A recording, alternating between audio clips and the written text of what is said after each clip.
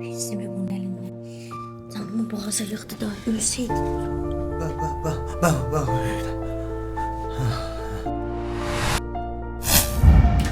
Bezimi de bunun elinden. Dur, zəhmət olmasa özün təmizlə.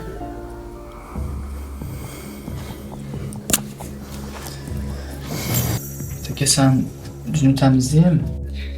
Belə olmayacaq, sen üstünün acını koymuşsan. Dur sana kumada yemek verim, yemekten sonra da elini değişir. Məncə elən rahatı burada otur, burada çörəyini ye.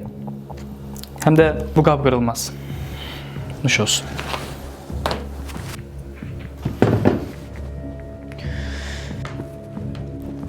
Ata, telefonu ver də.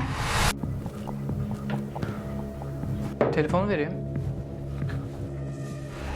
Gel.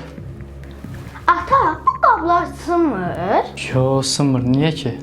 Həqiqi, onda gələn səfər bu qablardan çox alarsan. Niye sen ki boş qalır? Sən də qocalandan mən də bu qablardan sən də yemək verəcəm. Çünki bu qablar sınmır.